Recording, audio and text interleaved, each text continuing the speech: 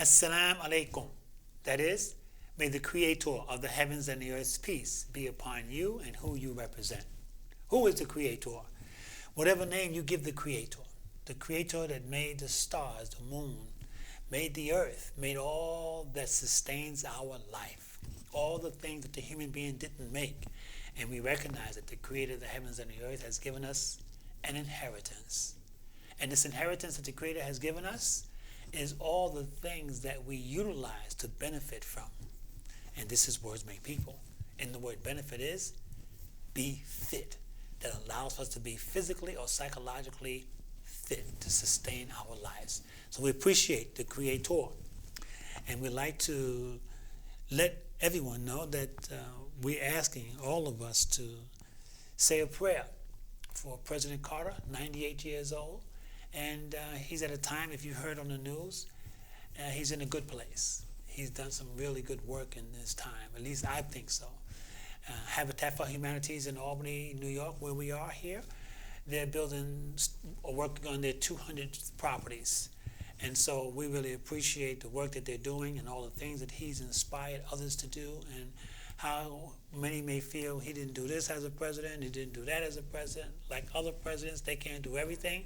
But look at the good of what any person does. Look for the good of what any person does. Because whatever good that is done, it is because the Creator has allowed for it to happen. Whatever you may think that happened that was bad, a child died or whatever, the Creator allowed for it to happen.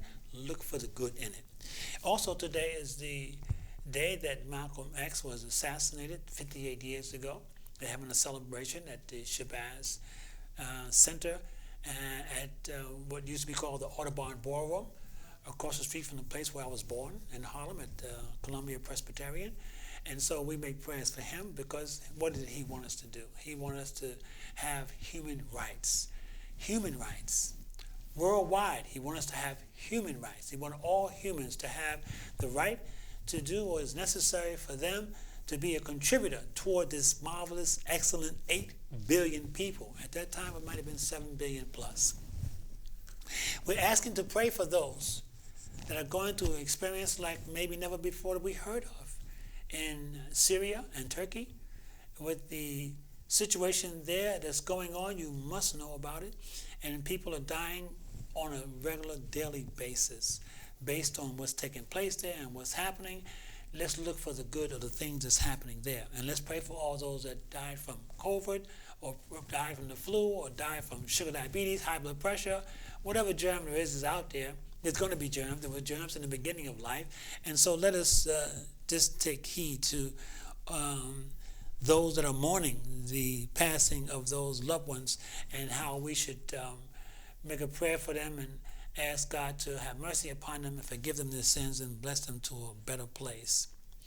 So today we have a person that, this show is about words make people, and we believe every human being has a word to share with us. And we have a woman by the name of Leslie Harkman. And she's with us here today, and she's going to be sharing her experience with us. And if you really want to hear more about her, then you're going to go on Fridays to Sugarfoot Kitchen at 165 Madison Avenue. That's where I met her there. She wasn't performing at the time, but I met her by way of the Chef Chuck, and his family there that we believe are doing a very good job there. So, Leslie, how are you today? I'm great. I'm really excited about being here. I'm feeling like an elder. and with being an elder, I feel like there's all sorts of responsibility involved. Mm-hmm. And as we were speaking before, you get to be an elder through longevity. Yes. So then when you try to think about what it is you want to tell people, you got like 70 years of material. Longevity, that's right. Yes, that's right. I live in the downtown area. Okay. My first job was on South Pearl Street at the Adult Learning Center. Wow. And I worked with adults, which was an absolutely wonderful thing. I was a teacher. Okay. I was a teacher for 35 years in a lot of different places, but always with people that I could talk to. Sure. And I fell in love with learning and teaching, and the fact that everybody had the same desires that I did, you know, which were basic, almost like those universal needs. You need food on the table. You need a safe place for your children. You need a job that satisfies. Sure. You need to grow personally. Yes. You need to grow intellectually. You need to grow educationally, because let's face it, our education system doesn't give us enough information. That's right. Absolutely. All they really should give us, and all they're responsible for, and all I ever felt responsible for, was helping people learn how to learn something on their own. Well, I have to say, 35 years you've been learning, and this is Words Make People. In the word learn is the word earn. Yeah. And the word earn is the word ear. You've been listening to a lot of people.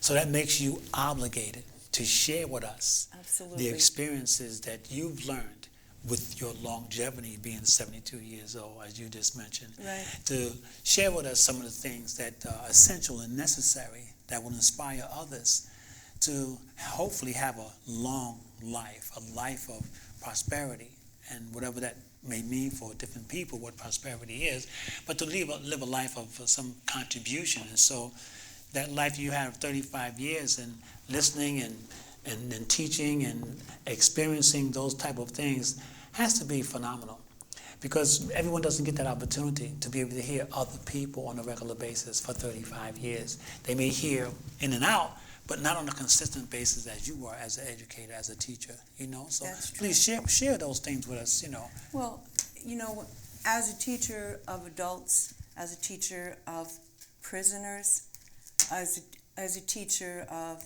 incarcerated adolescents, as a teacher of those trying to get into college who were totally inadequately educated, what I learned is the most important thing is for a person to have an introspection, have a personal sight into who they are, what they're doing, what they're becoming, and evaluate themselves on a regular basis to say, well, how am I doing? Where am I in my Beautiful. job? Yes. Am I proceeding the way I should? Do I agree with the values that are in the culture of my workplace? If not, I say get out of there. And what am I contributing to the career I've chosen? Because that's my responsibility too. I can shape things. Sure. They don't have to shape me all the time as they are, but I can also have some responsibility. I should have responsibility to shape who I am, how I'm becoming, how I'm conducting myself, and when I mess up, I need to fix it. Excellent. Yeah. Excellent. Couldn't have said any better. And so, you know, we try to share with people here what you just got finished saying was do to Michael Jackson. Go look in the mirror. Yes. And be sincere and honest with yourself when you see, or is that really you? Or are you aiding in a conspiracy against yourself, trying to be someone else? But as you just stated, look and see, is that you? And do some introspective. And be honest and sincere with yourself. And when you do that, you're going to feel so much better. So you're very much on key and on point when you mention that, because that's essentially necessary for a person to be sincere and to really have common sense, some practical understanding of life, to share your experiences, because many people haven't heard your experiences. And when they hear your experiences, they can say, okay, they make a choice. And the major obligation is to oneself. I am obligated to do what I do, because what else would I do? You know, people, I'm telling you right now, if you're going to retire pretty soon, you better have a plan. You better have something that you love so much that it's going to replace all that time you had to spend doing something you either liked or didn't like very much, called a job. You have to be prepared. Yes. I bought a piano. And although I had been schooled in grade school and high school in music. Sure. I didn't know how to play the piano. I started playing like a 10-year-old. Okay. Cassettes. I took a a good very start. few That's a good lessons when I start. was a 10-year-old. And as a teacher, I could say, what do I have to learn next? Mm-hmm. What do I have to do? Am I going to be able to do it? If not, then what? Yes, So, that's right. but my music is also like off on a tangent to my writing Mm-hmm. and my reading, essay after essay after essay. For all those years, I like to play a song called Born Under a Bad Sign. And I play that for the 10 years of adolescents that walked through my classroom and poured their hearts out in essays for me to take a red pencil to. That takes a lot of courage. Sure. And I've read that song a million times. It informed me. It filled my heart with the things that a heart is supposed to be full of. The heart is supposed to be full of joy and sorrow. Because if you don't acknowledge your sorrow, it kills you. Sure. And blues is an acknowledgement of the heart, not just the sorrow, but it's an acknowledgement of the heart. And Sure. I love the blues. Yeah. And I've read it and seen people live it, and personally, emotionally have lived it. Trust me on that. Excellent. And that's important to know, because you're very much correct. When a loved one you cherish so much passes away, grandmother, grandfather, daughter, child, whoever it may be, you have so many experiences with them. And you can mourn for the rest of your days because you believe they are not with you anymore. But they are with you because they're in your heart. All the excellent, exciting experiences you all had together with the voices and speaking and having experiences and dining and going trips and things of this nature, they're still with you. And so that's what you have to remember and utilize that as a means of getting further in life from the experiences that you have personally and the experiences you have with the person that you love, that you may miss, but you're not going to miss them too much because they're with you. They're in your heart, as you stated, And so that's key that you mentioned that, because people need to realize that it has to be both. You have to experience the good and the bad. You have to experience those things that the social media is bombarding us with on a regular, and you make the difference. You make the change. You understand, as we spoke about earlier, but ultimately, all the invitations that you get from the world, your gut tells you which one to follow. And if you don't, spell gut backwards, you tug and say, no, I'm going to go this way. You know. You can't say, well, I didn't read the Bible, I didn't read the Quran, I didn't read the Torah. No, you know naturally, because you have a natural nature that tells you which way to go. That's true. One of my songs says, I put my hat on and I look in the mirror. I see the faces that are no longer here. I heard their stories around an open fire and at a desk and over beer. And I see, and they're there. They're there for me. Their stories are there, and they made me who I am. Sure. And how lucky can I be? How lucky can I be? I named my band is named Lou's Blues, and Lou's Lou Blues. was my grandmother, who was a piano player in the Bronx. That's why you got the piano. That's what. When I was little, I used to watch her play. There had to be a reason why you would got a teach- piano rather than any other instrument. You see, so that was the influence. That was the one, and she would teach me how to sing harmony with her. Good. We were doing that, all the stuff, old Good. Peg of My Heart stuff. Yeah.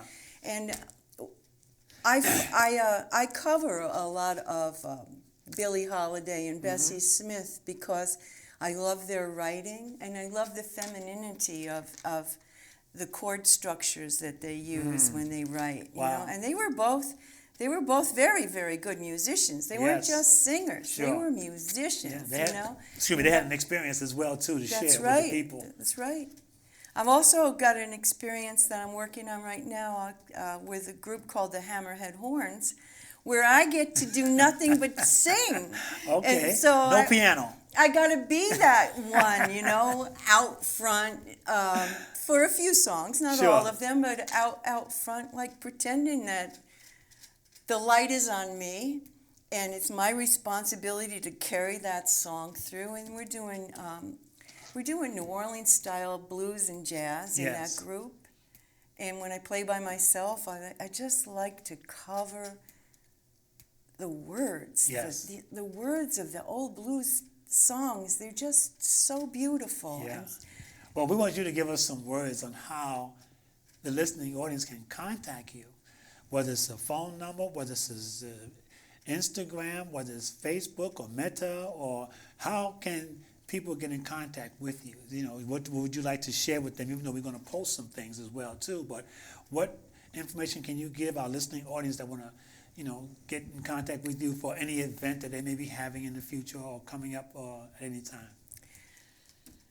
it's one of the most difficult things about being a musician. And first of all, it took me about 5 years of being one before I would even say I was one, because I didn't know if I deserved the title. My name's Leslie Barkman, and you can reach me at loubarkman@yahoo.com.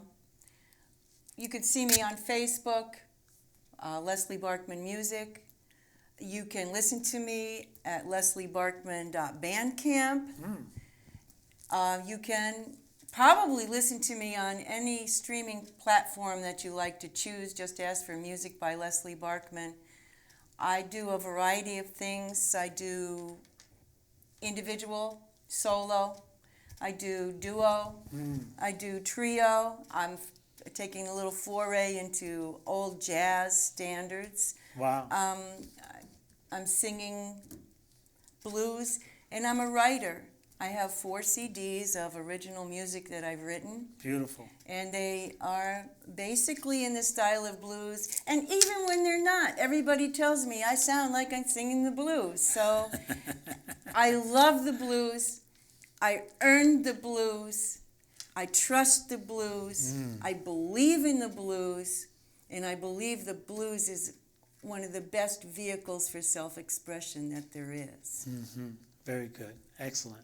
And that's important to know, because many people really don't know the authenticity of blues and where it originated from. And when you understand where it originates, then they must understand that they have some blues in them. And when you understand the original aspects of the blues, it's not down south. It's in a place sacred in your spirit, sacred in your soul, sacred in the essence of who you really are, that you might not have expressed until you really hear what someone is saying or what yourself is saying to yourself, you know? So, you know, people hear these terms and hear these terminologies and things of this nature, but once they really understand who it really is and what it's all about, then they can connect, like they can connect with any other, whether it's R&B, whether it's rap, whether it's jazz, or whatever it may be. Our time's going by real fast. I want you to get a few more, at least another minute in, to share with us what you think is important, and hopefully, eventually, we'll get you back again as well, too. Maybe we'll be able to hear some of what you have to express to us as well. But take another minute and share with us, because we have 2 minutes left. I just want to thank the Albany music community for the fellowship and the friendship. You're taking an old lady in and letting her to bring her piano to your jams and teaching her about how to do it, how to interact with other people. I like nothing better than playing with other people, and I've got a great group of people that I play with. Thank you so much. And that's excellent. That's excellent to hear, that it's about the human nature in yourself, to know that you're vibing and jamming with others that are making it happen, And when you started, you didn't know how maybe it was going to go. But then after you got it, you were able to have 4 CDs after you stated, it was gracious enough to put on 4 CDs, to have that information and to go over it, And so we look forward to not only just hearing you at Sugarfoot, but all the information that's going to be posted that we're going to put out as well too. And you'd be surprised who is going to connect and say, yeah, this is really nice. This is really excellent. And so it's important that we have this program here so we can have people like yourself that can inspire others to do other things in life, whatever their passion may be. And it may not be when they get to a certain age or older age, like you and I in the 70s, It may be at a younger age, and that's when they should start. As you started, when you used to hear, as you stated, with your mother. And so when I heard you say she had a piano, I said, that's where you got it from. I knew that's what it was. So we're really happy to have you here today with us and to share with us this information. I'm quite sure our listening audience appreciate the inspiration that you have given to them. And we look forward to getting you back at another time as well, too. Thank you all for tuning in today. May God's peace and blessings be upon all of you. Assalamu alaikum.